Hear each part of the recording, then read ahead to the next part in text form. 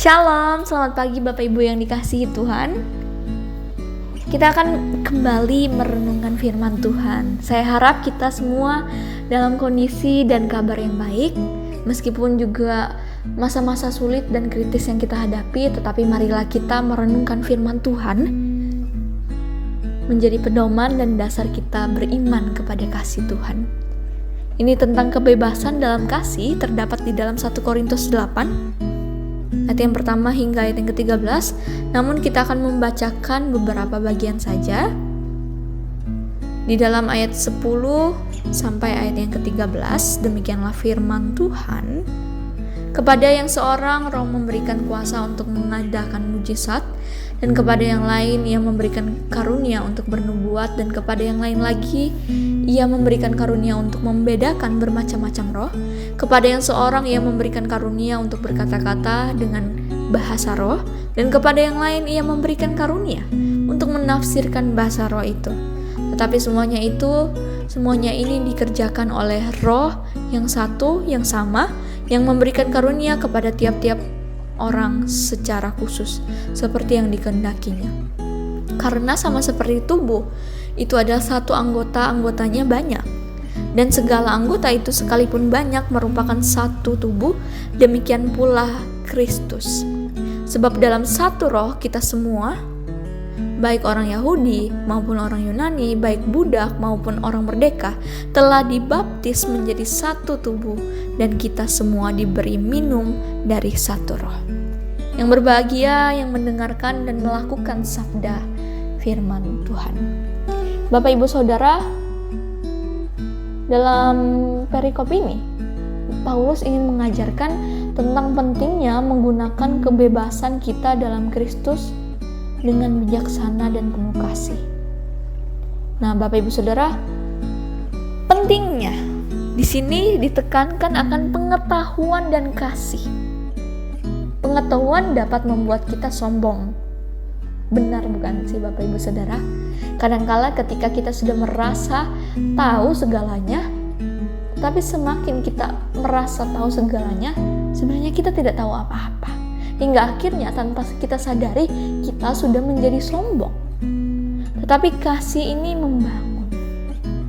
Menarik ya Bapak Ibu Saudara. Kita harus menggunakan pengetahuan kita untuk melayani dan mengasihi sesama.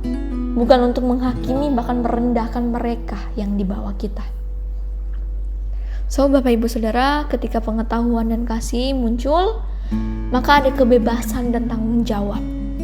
Kita memiliki kebebasan dalam Kristus, tetapi kita juga memiliki tanggung jawab untuk tidak menyebabkan orang lain tersandung.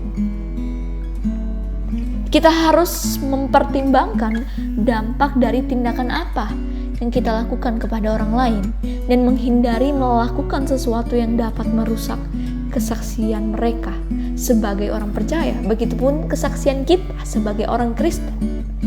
Bapak Ibu Saudara, kasih dan kepatuhan itulah yang menjadi motivasi utama kita dalam menggunakan kebebasan yang ada.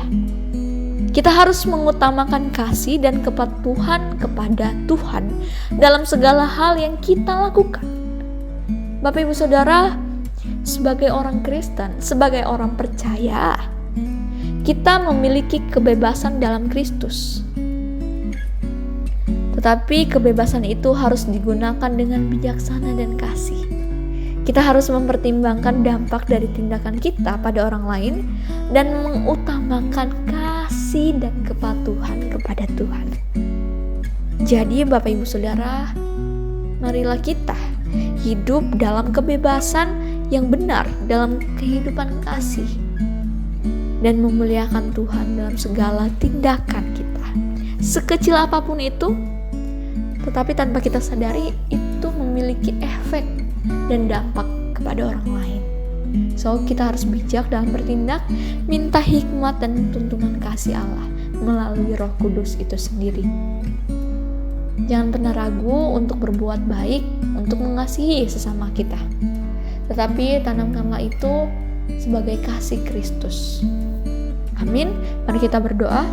Tuhan Yesus, kami bersyukur dan berterima kasih hari ini kami masih merasakan kasih dan rahmat bahkan kebebasan yang telah Engkau berikan kepada setiap kami, untuk kami dapat menikmati kebenaran firman Tuhan, bukan hanya sekedar penikmat firman Tuhan, pendengar saja, tetapi kami melakukannya dalam bentuk aksi yang nyata.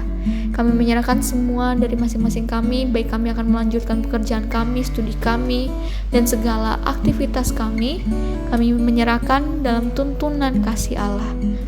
Tolong Tuhan pimpin dan sertai. Hanya di dalam nama Yesus Kristus kami berdoa. Amin. Selamat beraktivitas. Tuhan Yesus memberkati Bapak Ibu Saudara.